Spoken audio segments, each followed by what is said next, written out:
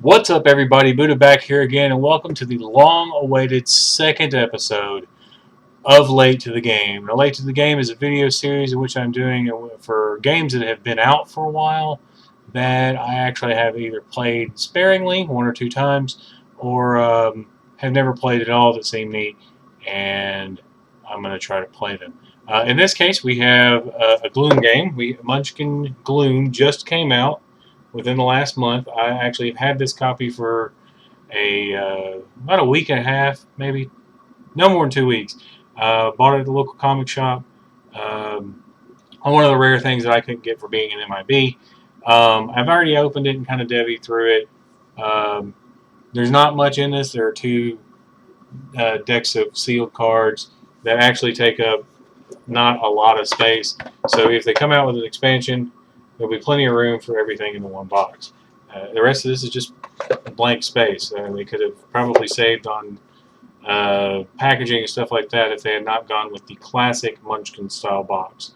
So this is a Gloom game, which if you're not familiar with Gloom, Gloom is a game by Atlas Games, and this is, like I said, a cross promotion because Munchkin is by Steve Jackson and Gloom is by Atlas Games.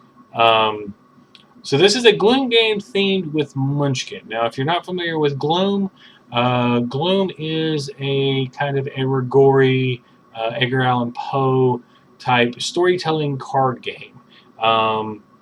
The original game is very Edward Gorey, like I said, Edgar Allan Poe.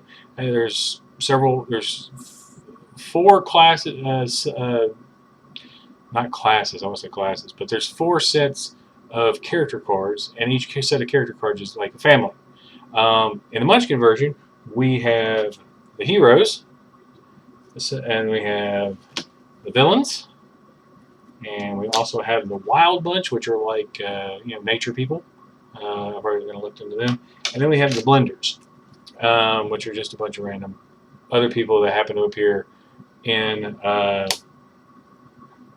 Munchkin. This is all Munchkin related. So it's not going to be quite as much of a downer as the name of the game implies. The whole point of Gloom in and of itself is to kill off your family in the most miserable and not really horrific, but most miserable means to prolong their suffering and get more points. The game is scored kind of like golf, where negative points are best and upper or higher points or positive points are bad. You want to get the most negative points while inflicting the most positive points on the other players. The game revolves around the mechanic that all the cards are clear to some degree.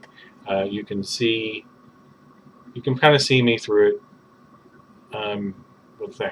And the cards, the modifier cards stack on top of the character cards, and whatever is seen through all the stacks of the cards or whatever is what is what you're scored on. So for Munchkin Gloom, we have the Heroes Pack, which includes Chip Adale, the maddening minstrel. He wants to immortalize the deeds of his friends in song, but his singing may be the death of them. We'll just give him a little show. Actually, I already showed him, but that's what he looks like. And then we have Gambledore, the wise old wizard. This mysterious mage is on an epic quest to stop the greatest evils the world has ever known. Pay his bar bill and he'll tell you all about it. So that's another one of the characters in your character pack for the Heroes collection. We have Knuckles, the kleptomaniac cliché. This brave halfling is the heart and soul of this party of adventurers. Also, she just stole your loot. We have the little halfling there. Focus.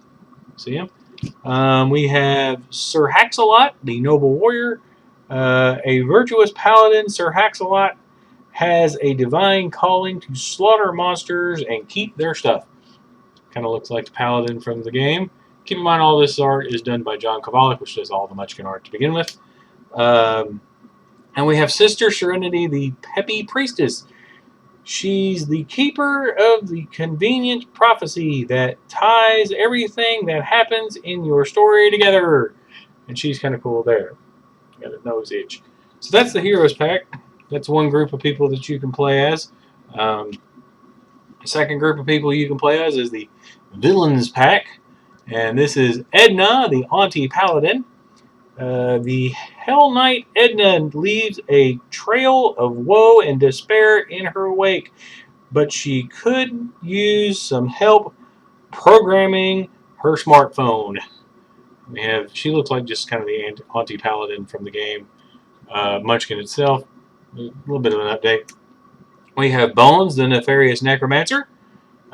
He's doing his best to raise a good family from the dead. We have him. Focus. We have Hazel, the Crazy Cat Witch. According to Hazel, there's no such thing as being overly familiar. Familiar, because sorcerers require familiars to do their... Well, not really require familiars, but yeah. Sorcerers have familiars. Sometimes wizards do too, but it just depends on the path they take. We have Slagathar. Needs food badly. He looks like a lizard man. Slagathar would like to make 3 things clear. Not all orcs are savage brutes, and he'll kill you if he doesn't get a sandwich right now. So we have him as an evil guy. And the last one, I don't know how to say this. It's basically the Dritch Do'Urden character, but it is Vizzle Vertizzle, as best as I can say, and he is the Dark Elf Assassin. It looks like Vizzle Terzizzle. I'm just going to say it. I'm going to throw that up there. If you guys can figure out how to say it, if I can get it to focus.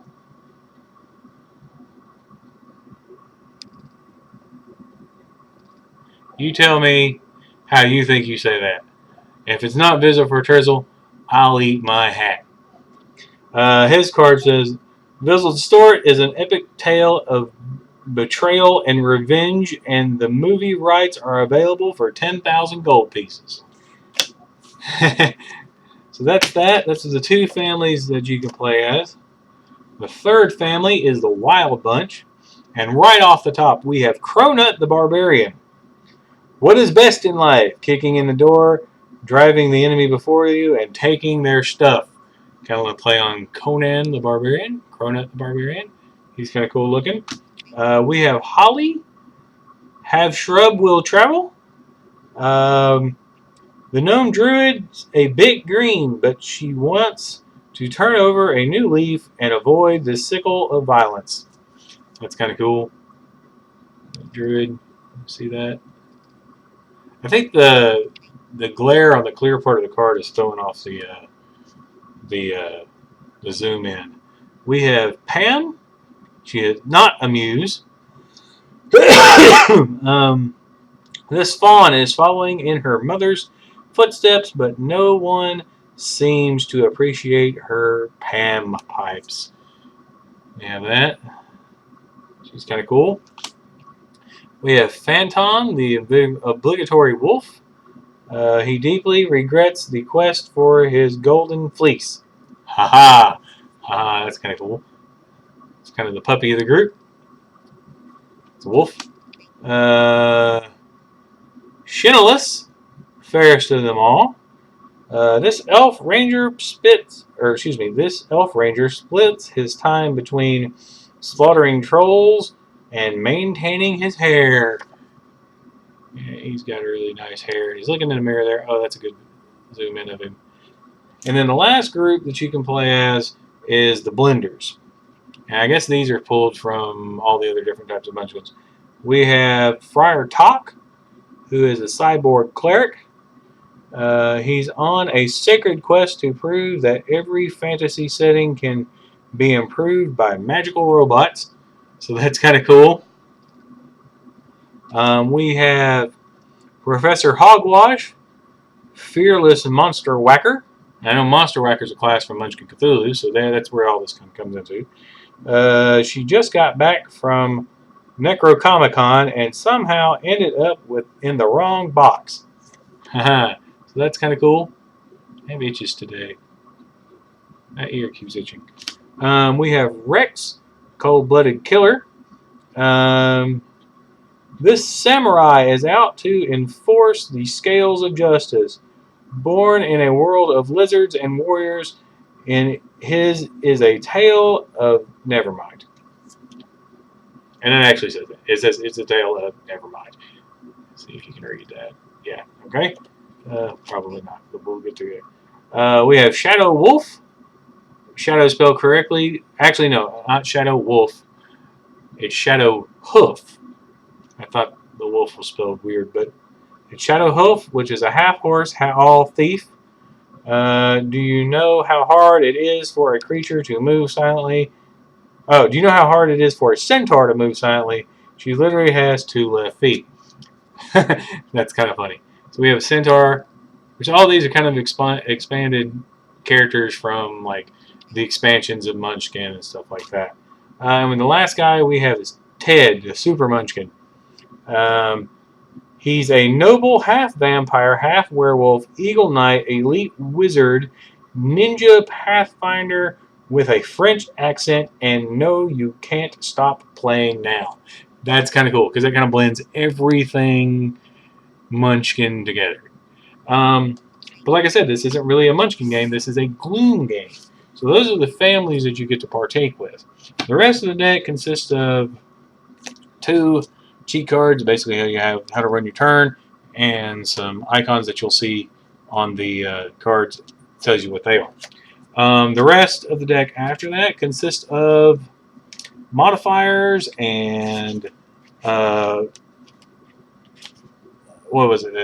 Unexpected death cards and event cards that do certain things at certain times and stuff like that. So basically, what happens? I can figure out how to. I stack these damn cards backwards, upside down, on top of each other. Okay, there we go. All right, so we have this is the rest of the deck that you'll be drawing from. It looks to be about 80 cards, maybe. And you can see that these cards, they're very kind of flimsy. They're going to be good to shuffle, but they'll stay flat because they're plastic. The only thing I would warn you about is because they are plastic, be very careful about not creasing them, because if you crease them, it's just going to be over with. But we have, and then just for reference, we'll show you the card back. That's the card back. But yeah, so how play starts is everybody picks a family, and if you're playing 2 or 3 people, use all of your family. If you're playing 4 or 5 people, use all but one person in your family, because your family, or your party actually in this case, your party has 5 characters in each. The family is based on the original game and the Cthulhu version, which I actually have the Cthulhu version, but I've never actually played my copy, but I have played a copy. Like I said, it's a fun game. Now I have 2 versions. I have a Munchkin version now, and then I have the Cthulhu version. I don't have the original version, but the Cthulhu version and the Munchkin, or the Cthulhu version and the original version are basically the same thing. And so is this, but it's just different themes on something. Where the original version is more like Edward Gorey and Edgar Allan Poe type stuff. The Cthulhu version is, of course, Chthonian, which is Lovecraftian, actually. So it pulls from that mythos, and then the Munchkin version now pulls from the Munchkin universe. So what goes on is you pick a family. If you're playing 2 or 3 people, you use all 5 characters in your party. If you're playing 4 or 5 people, if you're playing 4 people, you drop 1 character out of your party so that everybody has 4. And then if you're playing 5 people, whoever drops the 1 character out of their families gets a Misfits family that is made up of all the dropped characters on a 5-person game. The expansion will probably expand it to a 6-person game if they come up with one. I know they did with the Cthulhu version, because I have both the core set and the expansion, so there's that. But basically what you do is you pick a family, and you're dealt a hand of 5 cards. And I'm going to shuffle these cards so that we get a good mix so that I can explain how everything goes. And you get 5 cards, and you get 2 turns, 2 plays each turn. And there's a possibility for free plays depending on the card that you play and stuff like that. So let's just draw us a starter hand to kind of go through play. Put that down right there. All right, so our starter hand was poisoned by a potion and was randomly reincarnated.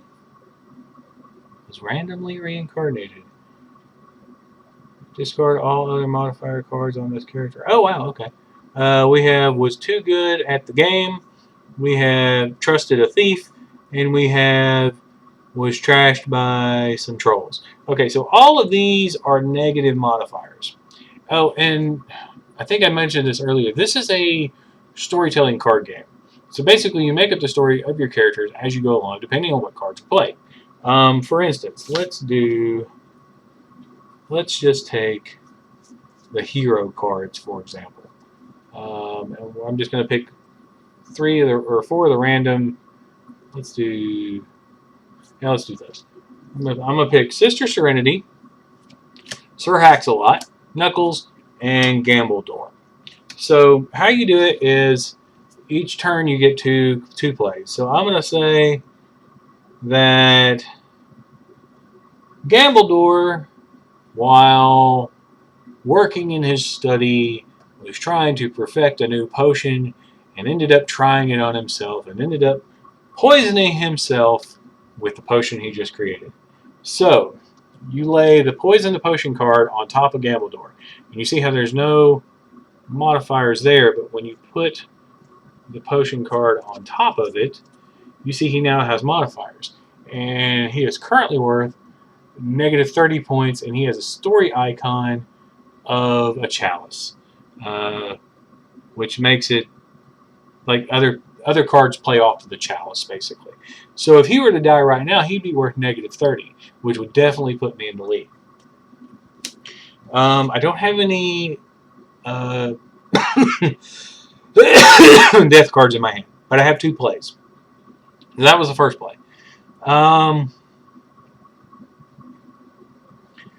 Let's see. Pardon me, this is kind of funny, just the ways.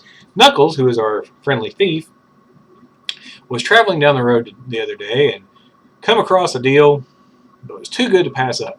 Unfortunately, he trusted another thief, who then stabbed him in the back and took his money and the item back that he was trying to purchase.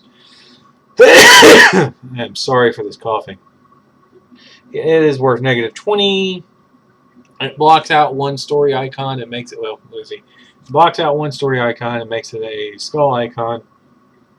And this card specifically, and according to our cheat sheet here, the arrow card, remedy these effects immediately. So when you play this, the player to your right may randomly select and keep 1 card from your hand. So that's what happens when you trust a thief. So that's basically the end of my turn. At the end of my turn, I will draw back up to 5 cards, which is the hand limit. Now, some cards can modify your hand limit. Some cards can make you dump your cards, stuff like that. Again, I got 2 modifiers. Which one was it? I got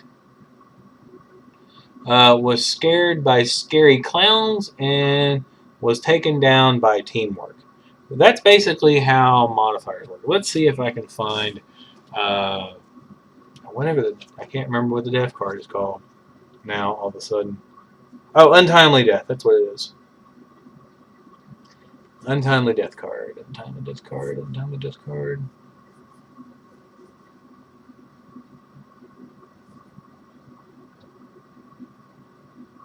Well, am I missing something here? I think I'm missing something here. The untimely death card is labeled by chance?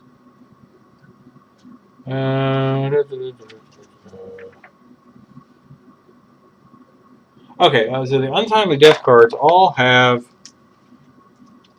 this icon in the middle of the card. So now that it's dead. So this card is called Fatally Fumbled, And you can, according to this, respond to effects that can't be played during another player's turn is in response to something else specific. So, play this card,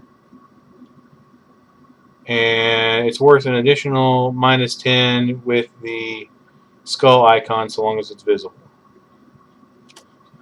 This other one, Gave Up the Game, is an untimely death card, but it knocks out all your modifiers. You see that? 0, 0, 0. Just gave up the game. Kind of rage quit.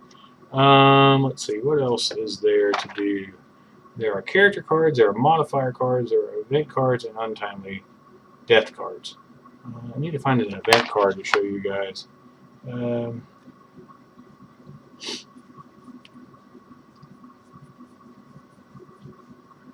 Probably shouldn't have shuffled these, to be honest. But I wanted to give you a true experience. Oh, and just for reference, I mean, we've had a lot of negative modifiers. The positive modifiers are the black circles, and the red modifiers are the negative circles. You want to get more red than you have black, basically. I don't see the event card. Let me see if it has one. Shows one.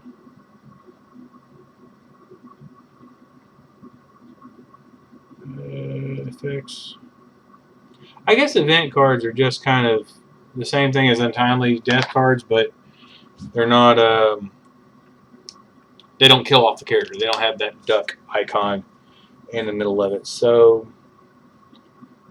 but this looks nothing. I guess they all look like modifier cards to me.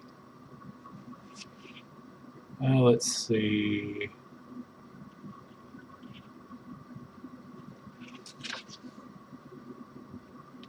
Event cards have names, effects, and portrait images depicting the action with the crow icon beneath it. Oh, okay. These single-use cards are played from your hand and do whatever they say. So I now know what they look like. Let's see. Okay, so here's an event card. And just for reference, you can see it. The little crow underneath the portrait right there, if you'll focus, that's an event card. So this event card is Clerical Error. Move an untimely death card from one dead character to a living character with negative self-worth score. That's another thing. In order to make an untimely death card work, you have to have a total negative self-worth, which is more negatives than positive and more red than black. It's basically what it boils down to. So, let's see, what else do we have here? Yeah, untimely death cards are the duck icon, but you can tell because of the little, it kind of looks like a potion bottle right there in the circle underneath the portrait, above the flavor text. Could be a tombstone, possibly. But yeah, that's that. And then the modifier cards really don't have any picture. And then the character cards are the ones I showed you earlier. We went through that. So how you win the game is to basically kill off all of the people in your party first. And that's it. And whoever has the least amount of self-worth wins the game. And that's pretty much it. There are a couple side rules, specific rules, of course, like any other game. Card rules on the cards trump whatever rules are in the rule book. The real trick about this is that if you get a pile of cards, like let's say that one, and let's go that one, and let's go that one, and that one. Okay, so I took my sister Serenity, and she couldn't kick down the door, so she was feeling real bad about herself, and she got a -15 there. Then she didn't read the rules, and got another -10. You see how that kind of stacks on top of each other. You still have the -15 from not being able to kick down the door, and you have the -10 from that. But now she was mutilated by mummies, and the -10 she had, because she didn't read the rules, actually now becomes a -20, because it's -20 on this card. You can see that, and it overlays the -10. So you kind of doubled her, well, almost doubled her worth there. And not to mention you have, now this card is a -45. So she's worth 45 points on her own. If we were to kill her right now, we'd have 45 points banked. Awesome. But she also triggered a trap, which laid over the middle one, which was a -15, and now when you lay the cards over there, it's a -20. So now she's worth like a total of 50. If she was to die now, she'd be worth that. Now, the cardinal rule about this game is that you only score what you can see. So she's worth 50. She's not worth all of this together, which would be like, I want to say close to 150 points on its own. 15, 25, no, not that much, but 25, 35, 45, 55, 65, 75. Yeah, she'd be worth 75 points if you counted all the cards, but you don't do that. When you stack them up and everything is square, you only count the numbers that you can see. So if she was to die right now via an untimely death card, which could change the numbers that you see here, she could be worth about 50 points. And that's a really good thing. A really good score on one character. Like I said, other cards, like this one here, this card is called Acquired an Axe. It gives them +10 self-worth, and the money icon does something else, and then you get to draw one card for each money icon in your party, including this one, and that's an immediate effect, because the arrow, it says it takes effect right now. So that would be cool if you were counting money.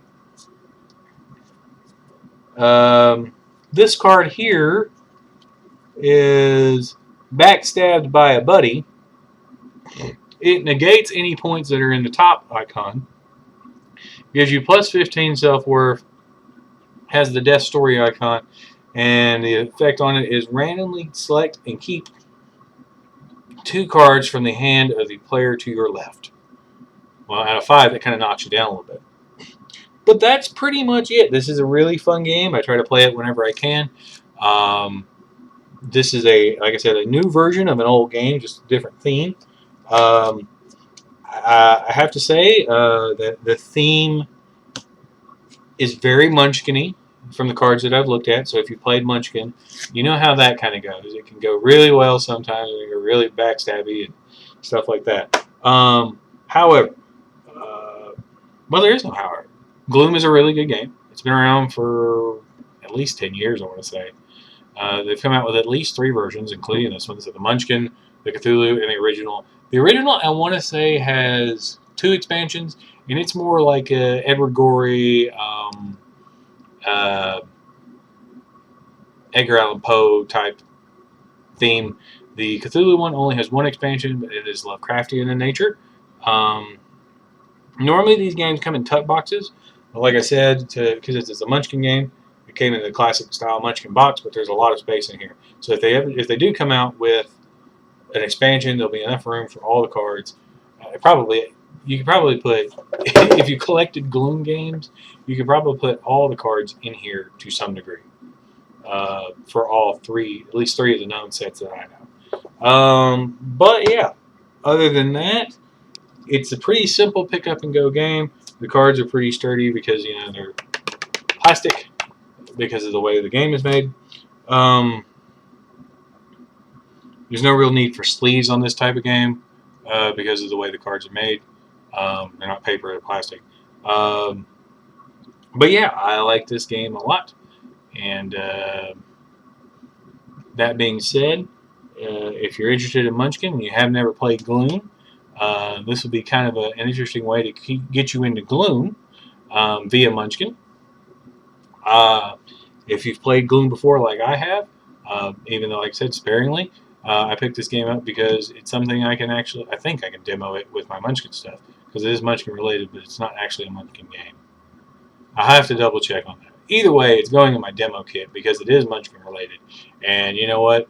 If I don't get demo points for it, it's still a fun game to play. It's kind of more of a lighthearted game compared to the original. There's stuff in the original game that's like, you got ate by a bear, mauled by a bear. This is more lighthearted version. I would say that this game would be, let's see, it's rated for 13 and up, where I would say, without looking at the box, the original Gloom is more like kind of adults only, like maybe teen, more higher age teen than anything. It's still a fun game though, and depending on the kids you have there, it could go either way. But yeah, a fun game. Let me know what you think in the comments below if you've played this game or if you played Gloom like it. If I got something wrong, call me out on it. Maybe I'll make an addendum or something like that. But that's basically how the game is played. You get 2 turns. You get 2 plays each of your turns, and there is a possibility for free plays depending on what card you have. So, in anything played, as I read in the rules, anything played during a free play is just a play. So you get a card that says, take 2 cards out of the person to your left's hand and use them, then you just use them as part of one play.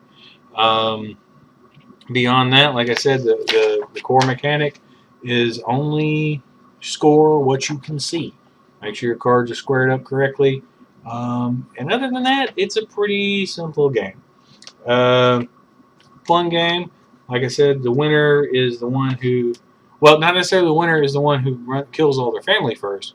If your points score up higher than the person who killed all their party first, then you still win, even if you only killed like 3 people out of your party.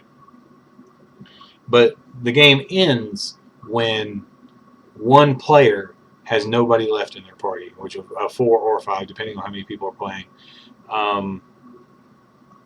But yeah, sorry about coughing in the video. Sinuses are kicking in, can't really help it. Not to mention, one take. So there we go. I am dealing with new lighting effects. I know my face may seem to be a little washed out depending on where I put it. But other than that, I'm trying to get better at making videos.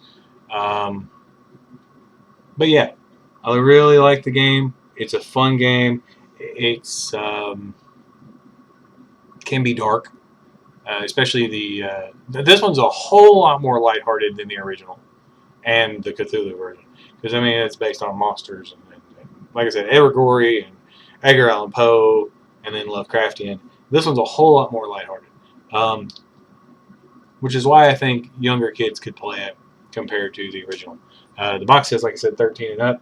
Still kind of depends on your kid if you want to let them play. But it's just a character modification type game with a stacking mechanic. But like I said, that being said, if I was to rate this, I don't remember if I rated the first late to the game video, but if I was to rate this game, I would give it a solid 7.5. Depending on the games that you like to play, it's not necessarily a must-own, but it was for me. Because it's Gloom and Munchkin, and I love Gloom. So, if you live in my area, which I'm not going to put up on YouTube, but still, and you know me, you can hit me up, and maybe sometime we'll play. That being said, I'd like to thank you very much for coming to the second episode of Late to the Game. I still have some other ones I'd like to do. Actually, I have another game that I'm going to do at some point this week. That is something I never even played. I bought it on a whim. But stay tuned, and we will go through that one sooner than later. It's definitely sooner than the wait between episode 1 and episode 2. But yeah, that's it. Thanks for watching my video, and we'll see you next time.